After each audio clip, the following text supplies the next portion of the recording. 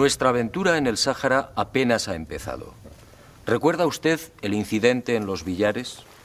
¿Recuerda aquella nave no humana y a los 3 seres que arrojaron esta pequeña piedra esférica a los pies del testigo?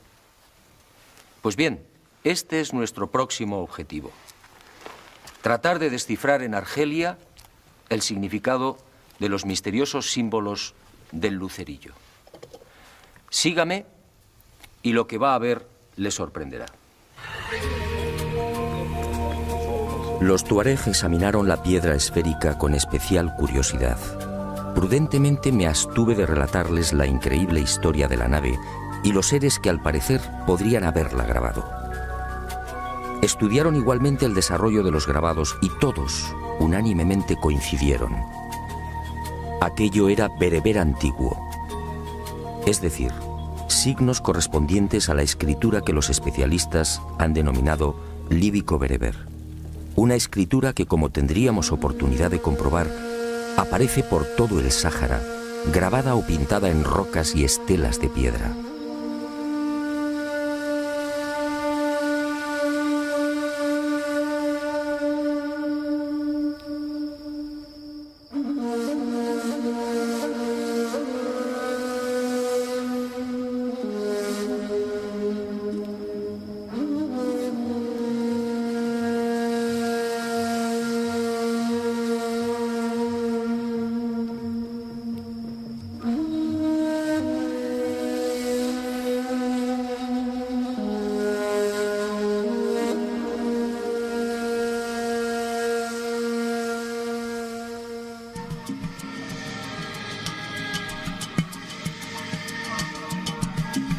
Una escritura que tiene su derivación en la lengua amazigh, actualmente hablada por unos 20 millones de personas en Marruecos, Argelia, Túnez, Níger, Mali, Burkina Faso, Mauritania, Libia y en el oasis de Siba, en Egipto.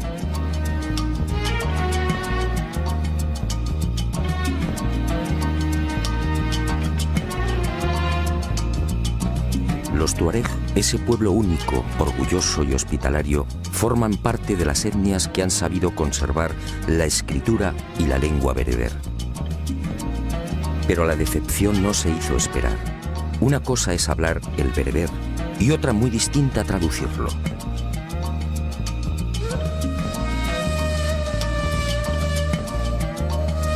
En otras palabras, algunos de los grabados del lucerillo correspondían al bereber antiguo y los tuareg no supieron descifrarlo.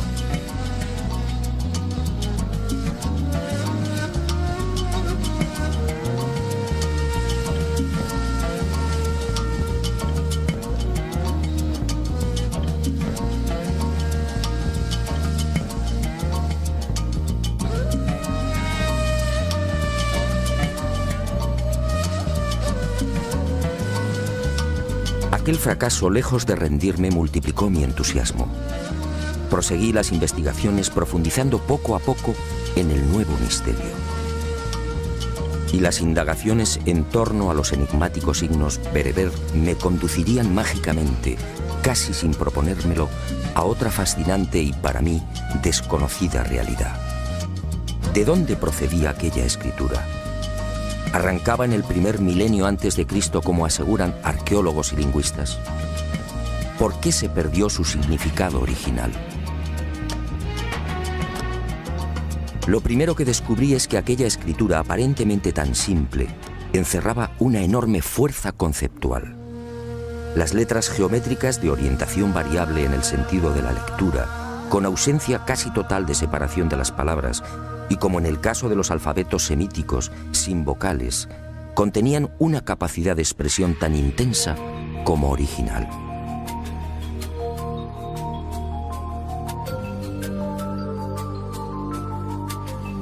El bereber, además, puede leerse en cualquier sentido, de izquierda a derecha, de derecha a izquierda, de abajo a arriba y viceversa, o en espiral. Y las dudas siguieron atormentándome. ¿Quién había ideado una escritura tan perfecta? Y un inevitable pensamiento me acompañó desde entonces. ¿Por qué la nave de los Villares lucía aquellos símbolos? ¿Símbolos bereber en una civilización del espacio?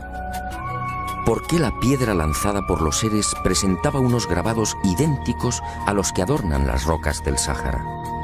¿Por qué, en fin, se repetían en el anillo de plata los palos y ceros tan habituales en la escritura bereber?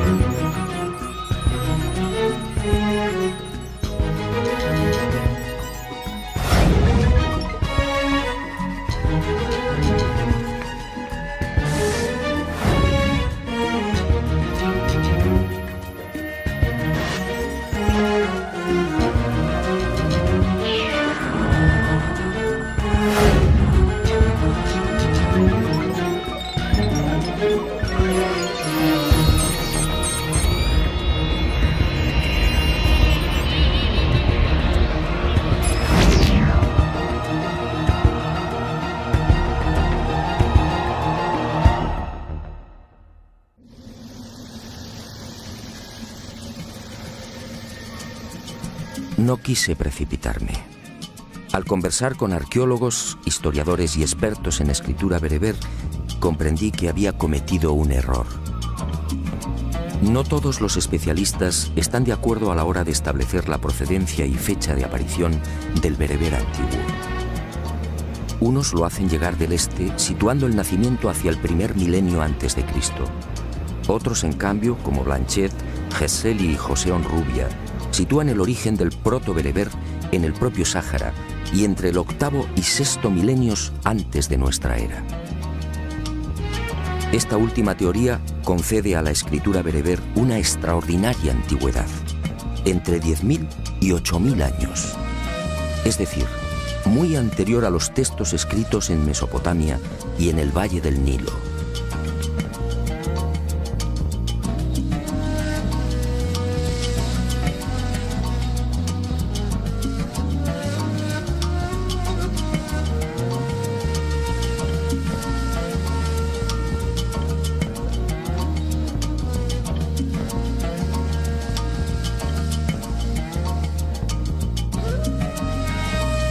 ¿Qué significaba esto? Muy simple. Si la escritura bereber tiene 10.000 años y si nació en el corazón del Sáhara, los científicos deberán cambiar la fecha de la historia. La escritura más antigua del mundo no se hallaría entonces en el Oriente, sino en África.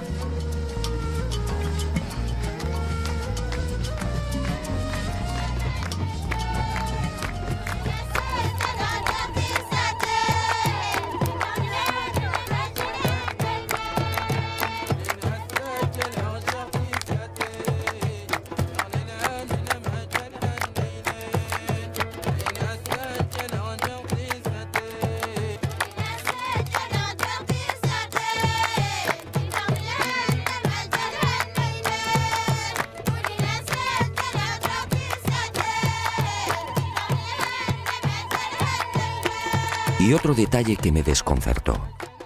Por más que indagué, nadie supo darme razón de los antecedentes lingüísticos del bereber. Como es lógico y natural, la mayor parte de las lenguas escritas experimenta siempre un proceso natural de evolución.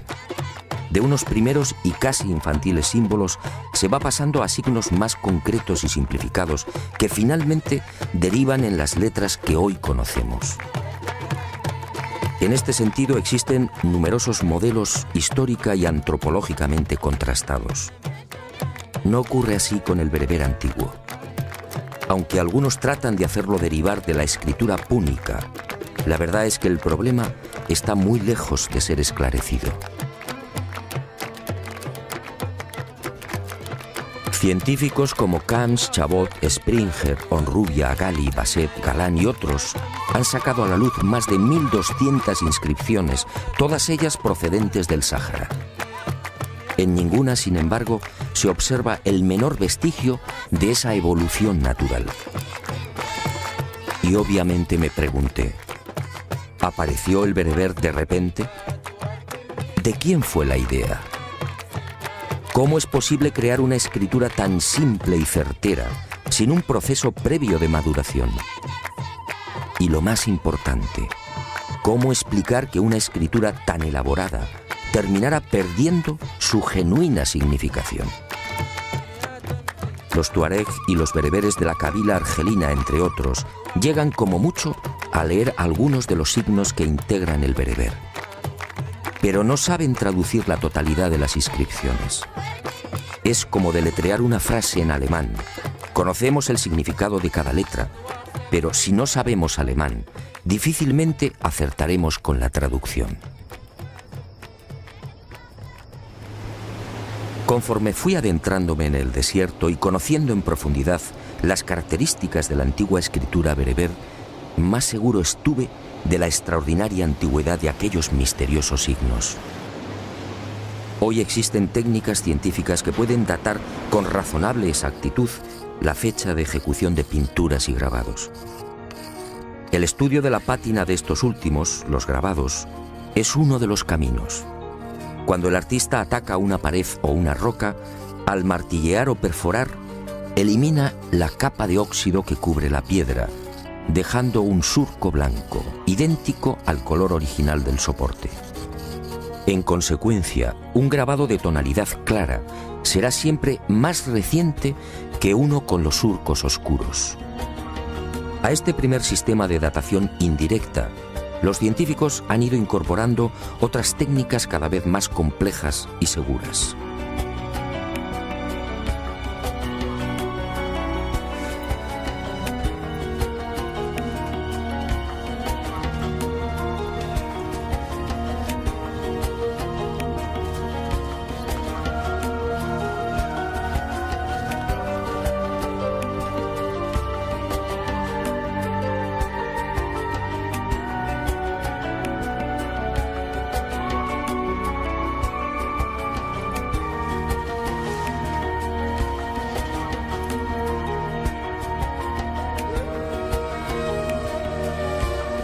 Lamentablemente, esas avanzadas técnicas científicas de datación no se han centrado en el estudio de la escritura bereber grabada en las rocas.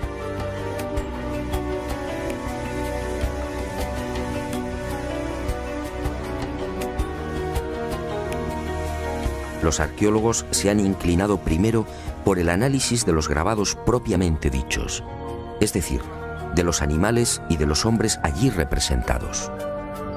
Y digo lamentablemente porque, según pude verificar, muchos de los signos bereber asociados a estos grabados presentaban una pátina tan oscura como el resto de la obra. Es decir, como afirman algunos investigadores, la escritura bereber podría remontarse a unos 8.000 o 10.000 años.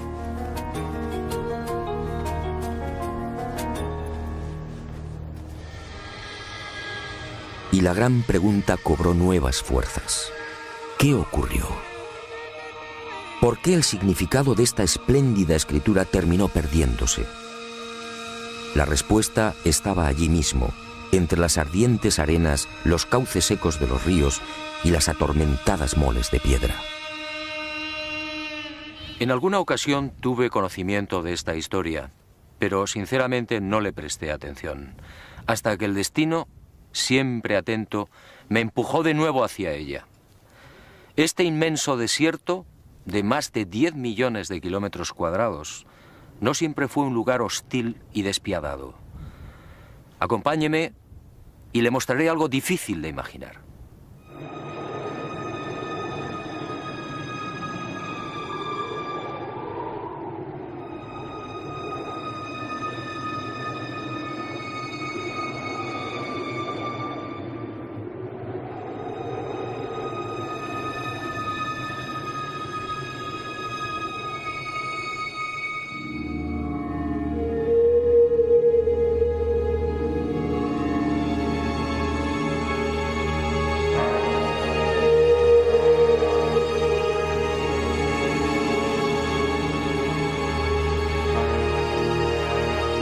Supongo que es lógico.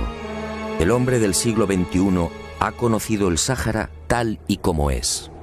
una región desolada, donde las precipitaciones anuales apenas rondan los 100 milímetros. Un inmenso horno en el que la vida pelea dramáticamente por sobrevivir. Una interminable y cansina sucesión de arenales y gigantes rocosos apenas coloreados por las fugaces sombras de hombres y animales. Miles de kilómetros desde el Atlántico al Mar Rojo, incomprensiblemente condenados a la esterilidad y la muerte. 50 y hasta 60 grados de temperatura durante el día y un frío helador bajo el más hermoso firmamento del planeta. Un coloso rojo, negro o amarillo, casi agonizante. Un desierto extremo donde el agua es contemplada y mimada como una mujer. Pero no siempre fue así. Retrocedamos en la historia y abramos otra puerta en esta mágica aventura. Todo empezó hace 12.000 o 13.000 años, cuando los hielos de la última glaciación empezaron a retirarse. Según los expertos, en el último millón de años, durante el Cuaternario, nuestro planeta experimentó importantes cambios en su eje.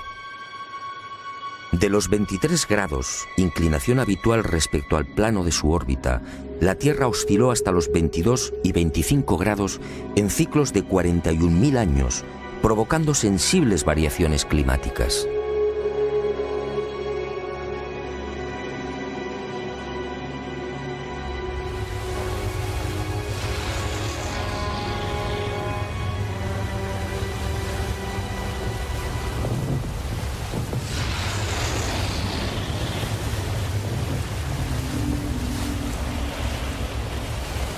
En ese millón de años, mientras el hombre aparecía y despertaba, nuestro mundo registró 4 grandes y demoledoras glaciaciones.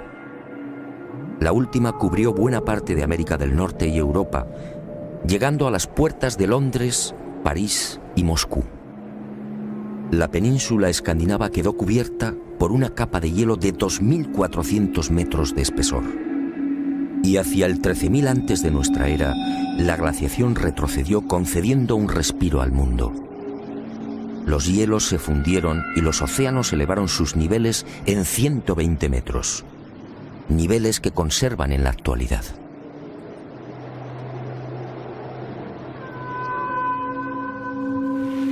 El frente polar se reactivó enviando humedad desde el noreste hacia el Mediterráneo, y otro tanto sucedió con los benéficos monzones, que soplaron cargados de lluvia desde el Golfo de Guinea. Y el Sáhara despertó a la vida. Las aguas freáticas ascendieron. Los lagos entre dunas se multiplicaron a millares. Los ríos rugieron de nuevo. Del macizo montañoso del Agajar al sur de Argelia brotaron decenas de cauces antaño consumidos. Y el agua fue bañando el gran desierto, transformándolo. Uno de los caudalosos ríos, el Igargar, tan ancho como el actual Amazonas, nacía impetuoso en el sur, recorriendo casi 2.000 kilómetros, hasta formar un lago de 400 kilómetros al sur de Túnez. Otros ríos, como el Saura, nacido en el Atlas, se unía al Tamanrasset, desembocando fértil y generoso en el Atlántico. El Tilemsi se ocupaba de bendecir el Níger, y el Tafasaset transformaba el sur del Sáhara, sumando sus torrenciales corrientes a un lago Chad 80 veces superior al que hoy conocemos. Y la vida surgió imparable y lujuriosa. Arenales, montañas y wadis se despojaron del negro, del rojo y del amarillo, de la sed y del silencio, vistiendo el verde de la jungla, de la sabana y el azul de los interminables lagos. Fue una explosión vital, lo que los científicos llaman el Gran Húmedo, uno de los periodos más fértiles del viejo y cansado desierto. El Sáhara se convirtió así en algo que hoy cuesta trabajo imaginar, un auténtico paraíso. Y el lugar donde todavía nos encontrábamos recibió el nombre exacto: Tassili, meseta entre ríos. La nave Columbia y los satélites artificiales han proporcionado imágenes rotundas. Esos wadis o cauces secos que muestran las fotografías tomadas a 180 kilómetros de la Tierra lo dicen todo.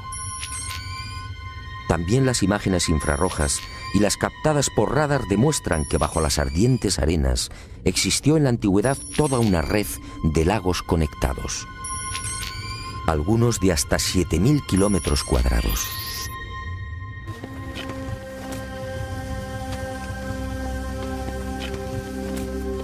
Aquí mismo, en la reseca meseta de Tamrit, pudimos contemplar los heroicos restos de lo que sin duda fue uno de los bosques más impenetrables del planeta, los cipreses de Tassili. Gigantescos ejemplares de hasta 6 metros de circunferencia, hoy agonizantes, pero todavía altivos, recordándonos el antiguo esplendor de la zona.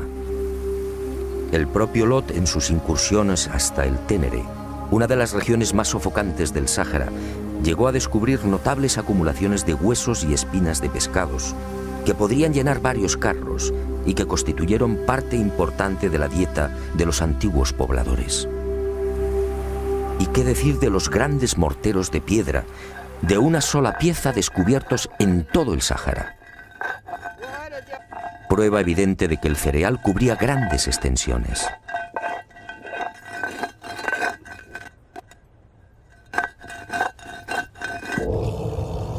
El mismísimo Heródoto, historiador y geógrafo griego, escribía en el siglo V a.C., refiriéndose al Sáhara: esta comarca y el resto de Libia en dirección a poniente están más pobladas de fieras y más cubiertas de bosques que la de los nómadas.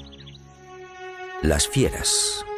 He ahí otra de las pruebas de cuanto afirmo. Una fauna salvaje dominó también el Sáhara cuando la naturaleza lo transformó en el más bello jardín. Son precisamente los grabados en piedra los que atestiguan la realidad de estas bestias en pleno neolítico. Nuestra aventura en el Sáhara continúa, pero no aquí.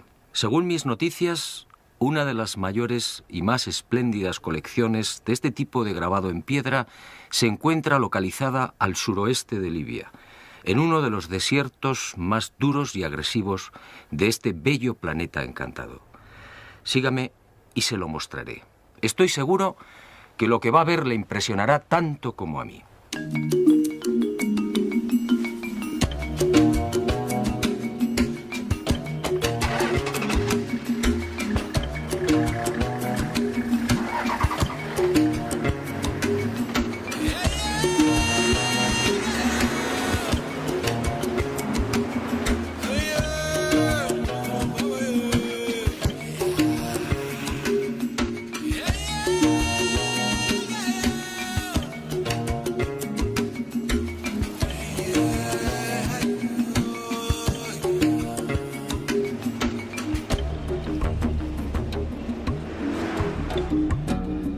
Nuestro siguiente objetivo nos llevó esta vez a Trípoli. Desde allí, cruzando los desiertos libios, alcanzamos Gadamés y Saba, penetrando por fin en la Hamada de Mursuk, otro infierno de piedra y arena. Una vez instalados en el duro Fesán, recorreríamos los Matendus, los célebres Akakus, y giraríamos hacia el norte, aproximándonos a la frontera con Argelia. Allí, en la región de Aramet, una zona casi olvidada, llevaríamos a cabo otros no menos interesantes hallazgos. Después, tras casi 3.000 kilómetros de duras y penosas marchas por el Sáhara, retornaríamos a Saba.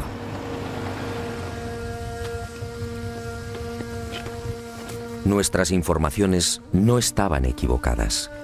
Al alcanzar los Matendus quedamos sobrecogidos. Aquí, en una cadena de peñascos y rocas de 15 kilómetros, nos esperaban miles de grabados. Miles de grabados datados en 10.000 años, quizá más. Grabados de todos los tamaños, algunos minuciosa y bellamente pulidos en su interior. Grabados que efectivamente demostraban que el gran jardín había sido poblado por toda suerte de animales salvajes. Las jirafas fueron trabajadas con gran detalle. Contamos hasta 8 especies diferentes. un animal cuya dieta básica la integran hojas y espinas de acacia.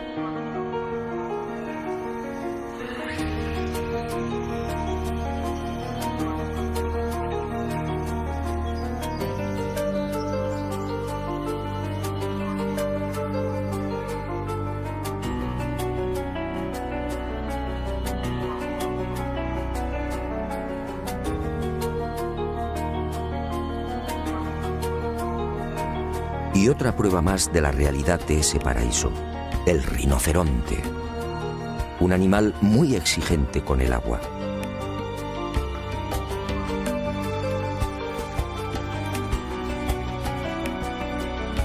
Rinocerontes con cuernos de 1,5 metros de longitud y cabezas de 80 centímetros, características propias del temido rinoceronte blanco africano. Así lo vieron los hombres del Neolítico y así lo grabaron.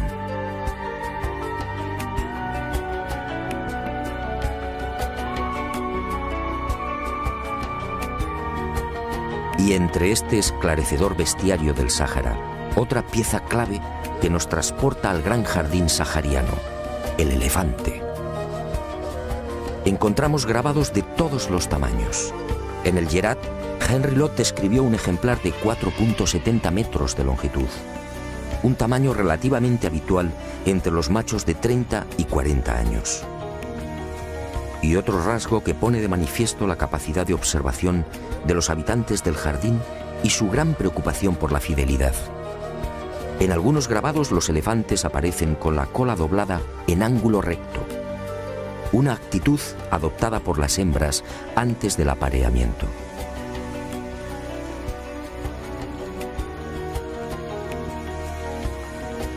Grandes paquidermos que consumen alrededor de 100 litros de agua al día y que obviamente tampoco habrían sobrevivido de no haber existido ese exuberante paraíso.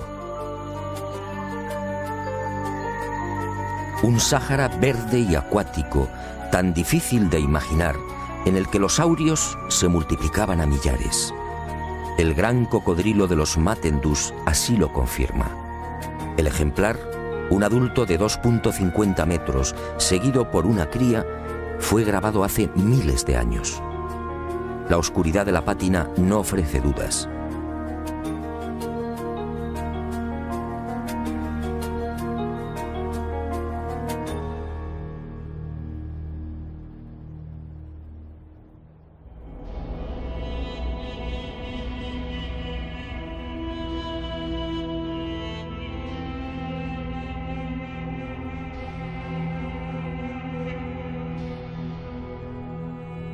La fidelidad en el trazado, una vez más, es contundente.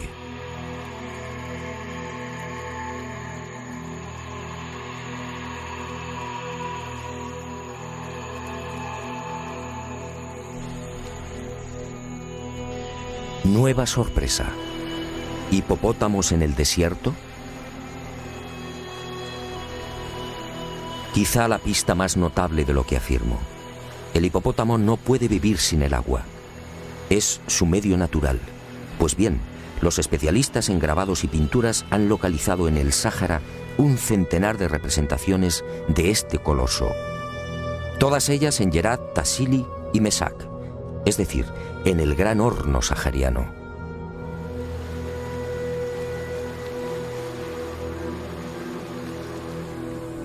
En este macizo de Mesak, donde nos encontramos, han sido contabilizados 60 grabados, y todos con una pátina oscura, señal inequívoca de una gran antigüedad.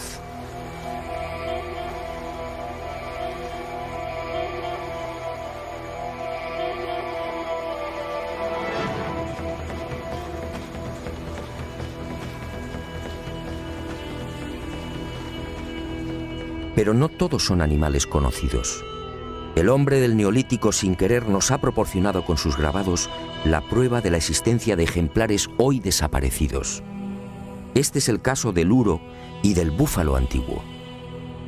El primero, magníficamente esculpido en la roca, fue el supuesto ancestro de los bóvidos domesticados en Oriente Medio, Europa y África del Norte. El Bos primigenius era un animal imponente que alcanzaba 1,70 metros en la cruz. En las paredes del Sáhara se presenta sistemáticamente de perfil, salvo la cornamenta. Una cornamenta igualmente gigantesca y en forma de tenaza. Algo que coincide con las modernas excavaciones arqueológicas y los testimonios escritos sobre el último uro registrado en Polonia en 1625. En cuanto al búfalo antiguo, los grabados descubiertos en el Atlas Tassili y Mesak resultan igualmente providenciales. Este formidable ancestro del búfalo actual recorrió África durante 1 millón de años y compartió hábitat con el hombre de la Edad de Piedra.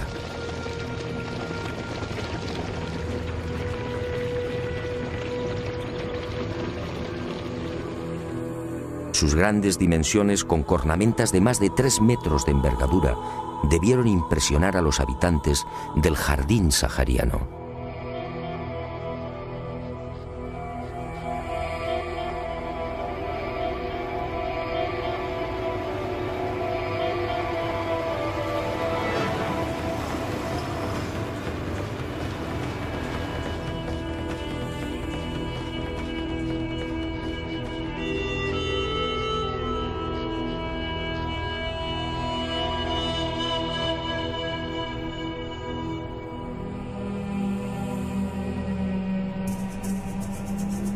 Leones, leopardos, panteras y toda suerte de felinos se unen en el desierto líbico a la fauna que habitó aquel paraíso del Neolítico. Felinos al ataque. Avestruces esbeltas.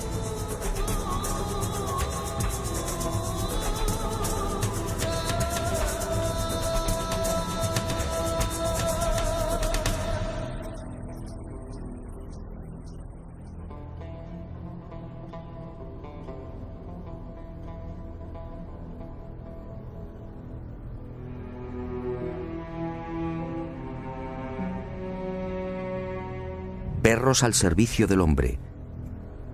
Decenas de antílopes, algunos casi extinguidos como el órice, la gacela de Waller y el antílope búbalo. Muflones de cuernos anillados y largas crines en cuello y pecho, hoy desterrados a las solitarias cumbres y mesetas del Tassili. Y por fin decenas y decenas de vacas. Otro animal que nos conduce indefectiblemente a la abundancia de pastos, a un clima benigno y a la presencia de ríos y lagos.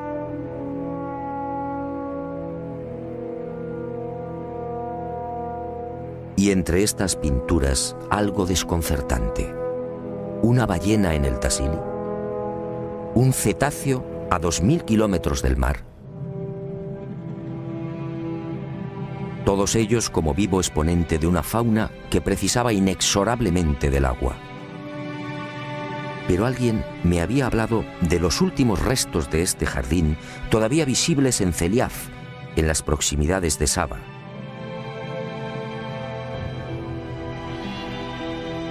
Y hacia allí nos dirigimos.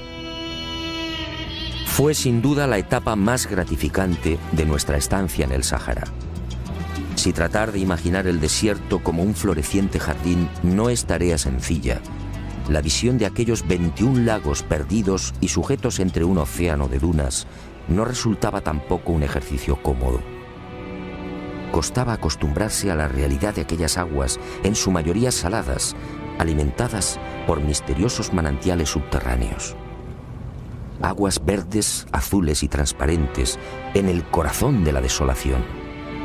Lagos como el Mafu, Gabrón, Ouan al-Mar o Ruiz, de 70 y 80 metros de profundidad, que albergan la reliquia de lo que fue una vida pujante, quisquillas y pequeños peces tropicales.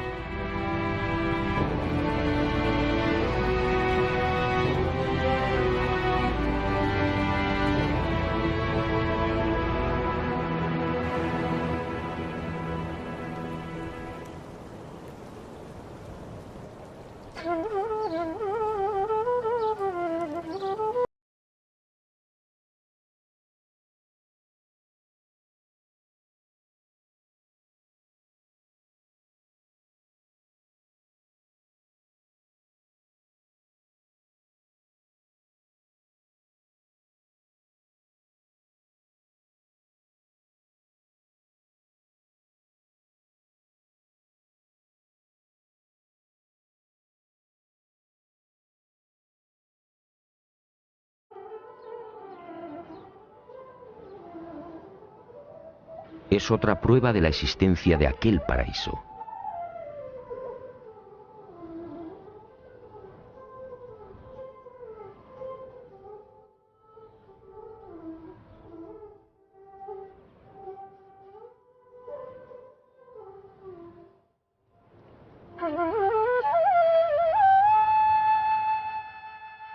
Bueno será que recapitulemos, y permítame que lo haga a mi manera. ¿Qué hemos encontrado en este desierto? Pinturas, grabados y toda clase de información que nos trasladan a un Sáhara insólito, un Sáhara acuático, conectado por ríos y miles de lagos en los que el hombre de hace 10.000 años pescaba y navegaba.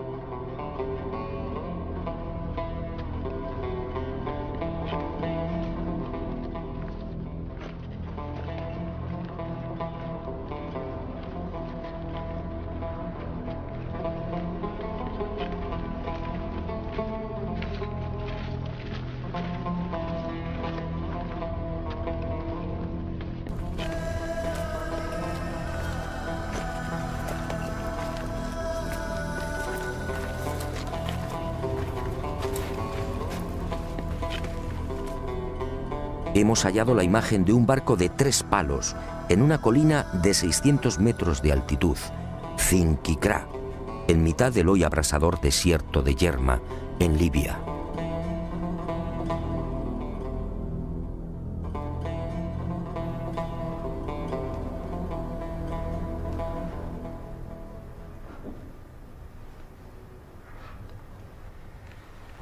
Es posible que la ciencia sonría burlona, pero ¿qué importa su escepticismo si las pruebas son tan abrumadoras?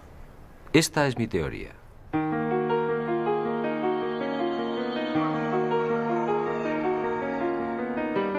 En pleno Gran Húmedo, hacia el 9000 antes del presente, una o varias civilizaciones no humanas tomaron el centro del jardín en el corazón del Sáhara como base de operaciones y prendieron la mecha de una nueva humanidad.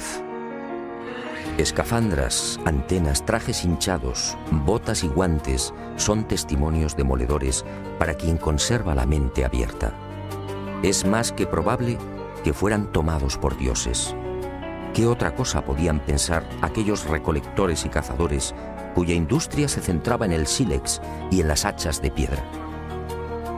Y la meseta de Yavaren desde entonces fue llamada Tierra de Gigantes.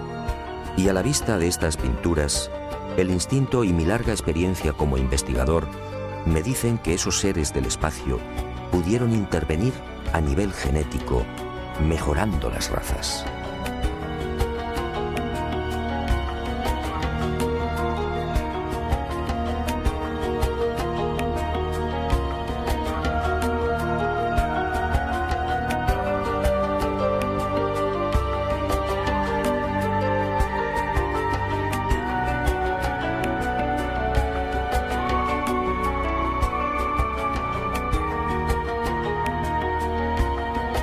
Pero sus planes, quién sabe, fueron más allá. ¿Enseñaron también la domesticación de animales? En los grabados que muestran la fauna salvaje, justamente los más antiguos, observamos un hecho muy significativo. Entre elefantes, jirafas, rinocerontes y felinos, apenas vemos bóvidos conducidos por hombres o perros colaborando en las cacerías. Es en los periodos posteriores, a partir de los cabezas redondas, cuando surgen los rebaños, los arreos, las escenas de ordeño y los pastores. En los grabados de la fauna salvaje, datados por Mori entre el 12.000 y el 9.000 antes de nuestra era, no asistimos a escenas de domesticación porque, en mi opinión, el descenso de esos seres no humanos pudo registrarse después, justamente hacia el 9.000. Y otro detalle que me llena de dudas: ¿se produjo esa domesticación de la noche a la mañana? Todas las especies animales han necesitado de mucho tiempo para disfrutar de sus peculiares características. Así lo exige el desarrollo de la vida. Y me pregunto, ¿cómo se las ingenió el hombre del Neolítico para modificar lo que la evolución había ido fijando en cientos de miles de años? ¿Cómo explicar que los bóvidos perdieran su natural agresividad?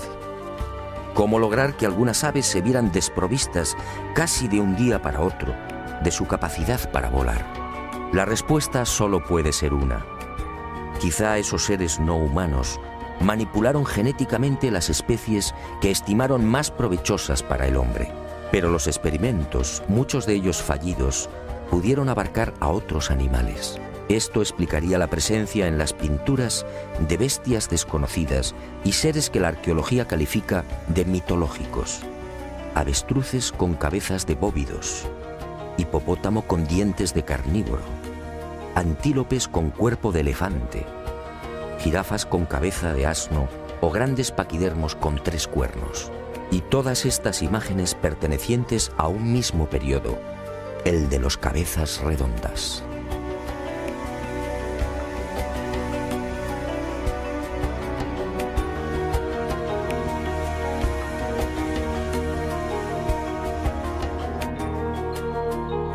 Y encontramos también vestimentas y tocados imposibles.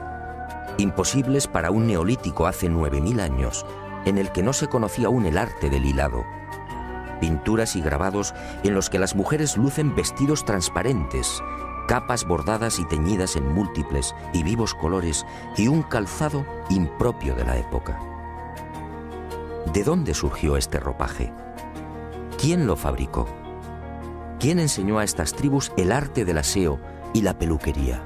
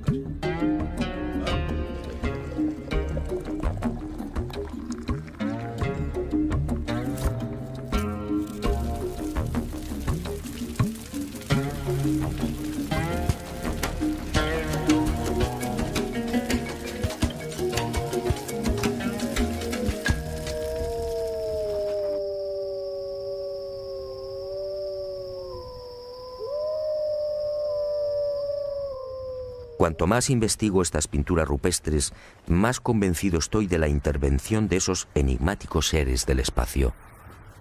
Fueron ellos los que sin duda dieron el primer aliento civilizador a unas gentes casi desnudas, sin norte y con una precaria conciencia de sí mismos. Fueron ellos los que, muy probablemente, infundieron en los clanes de la Edad de Piedra las sublimes ideas de la divinidad, de lo trascendente y de la supervivencia después de la muerte. Fue en ese tiempo cuando el hombre de la Edad de Piedra experimenta un brusco giro en sus costumbres y en lugar de abandonar a los muertos a su suerte, procede de pronto a sepultarlos en enormes y elaborados túmulos. Casualidad. Unos túmulos de piedra formados por anillos concéntricos y muy cerca de los abrigos en los que pintaban a los cabezas redondas. Solo en el Fesán libio han aparecido más de 60.000. ¿Por qué esa estructura tan parecida a las de las naves de los gigantes? ¿Otra casualidad? ¿Fue un recuerdo o un homenaje a los dioses instructores? ¿Pensó el hombre primitivo que así, enterrando a sus muertos en una tumba con forma de nave, tendría más fácil el acceso a los cielos? Después de todo, ¿qué eran aquellos prodigiosos carros de fuego? ¿No eran unos objetos que procedían de las estrellas?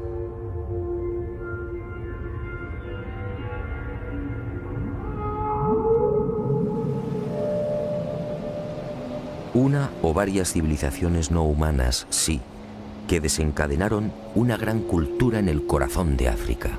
Una cultura que, según mis estimaciones, habría arrancado mucho antes de lo que imaginamos.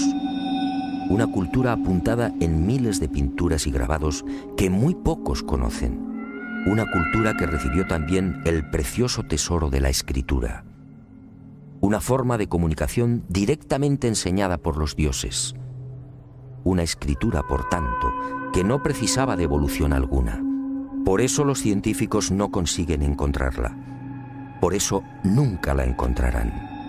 No tengo la menor duda. La escritura berbera antigua que se extiende por el Sáhara, la que fue observada en la cúpula de la nave que apareció en los billares, la que adorna la piedra esférica lanzada a los pies del anciano español, y los signos grabados en el anillo de plata depositado en el fondo del Mar Rojo, tienen un mismo origen: los gigantes de Tassili.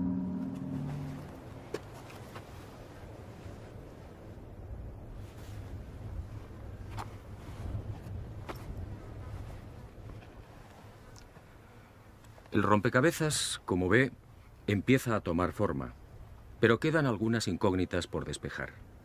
Y regreso a la vieja pregunta, un asunto que no he olvidado. ¿Qué ocurrió con esta magnífica lengua? ¿Por qué desapareció su significado original? Sígame y le contaré una nueva historia. Por supuesto, otra historia mágica.